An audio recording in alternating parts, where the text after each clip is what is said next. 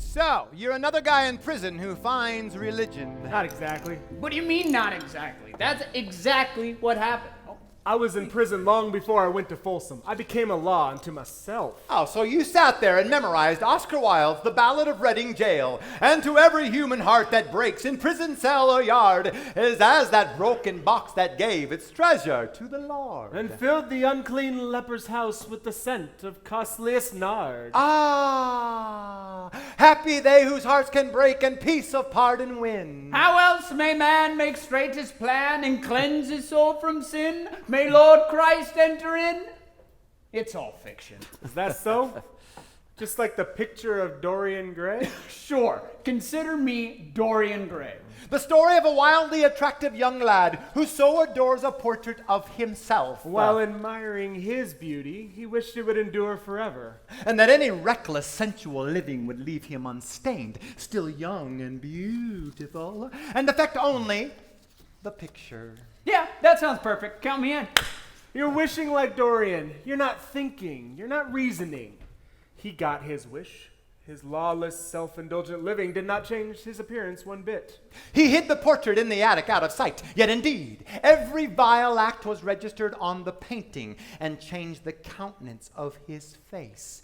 The portrait became scarred and disfigured. But out of sight, out of mind, like the soul and the spirit and the things we can't see, touch, feel, and experience. Yes, Cameron, yes, stay out of there. Keep it in the attic. But stay out of there. Don't look. Don't look.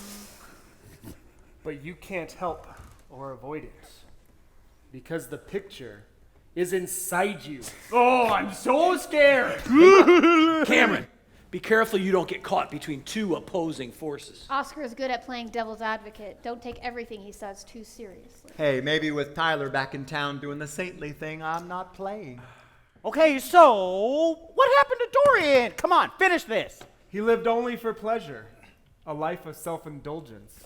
He moved the fences and lived in lawlessness. Gratifying only himself, nothing was sacred anymore. He violated every form of beauty. And nothing profane could ever be beautiful, right?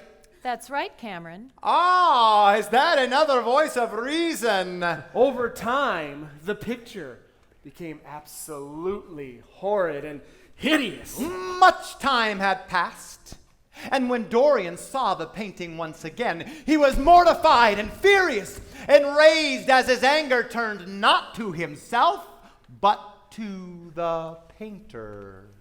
Then he showed the picture to the painter. The painter who cared about Dorian very much and tried to make amends. He said, Dorian, though your sins be like scarlet, They shall be white as wool. But he didn't listen. And he grabbed a knife. And he stabbed the artist to death. Then he saw blood dripping from the front of the picture. So he took the knife and he stabbed the picture and fell to the floor lifeless. Then the picture returned to its pristine beauty. But Dorian was scarred and deformed, showing the marks of his life of debauchery. Wow, that is a really cool story. It's more than a story, Freddie. Now just imagine if the picture was switched just as Dorian plunged in the knife. Switch to what? A picture of... Let me guess. A picture of Jesus Christ. Think about that. Nope. As I said, it's all fiction. We'll see about that, Cameron. So, Tyler, you're 6 years in prison. What have you done the last 2 years? Well, you're going to laugh, but I've been working on a horse ranch outside of Visalia. Oh, so you've been out in the country. Hey, anyone can stay pure out in the country. You're back in the city now. You won't last any more than Dorian himself, any longer than Dorian himself. Hey, so I find this kind of funny.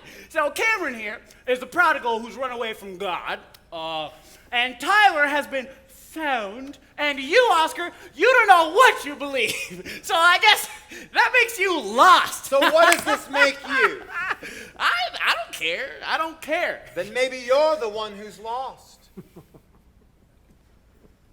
Hey, maybe the story doesn't apply when Dorian's in Vegas. After all, what's done in Vegas stays in Vegas. Maybe. Even in Sin City, as my father says, the wages of sin is not death.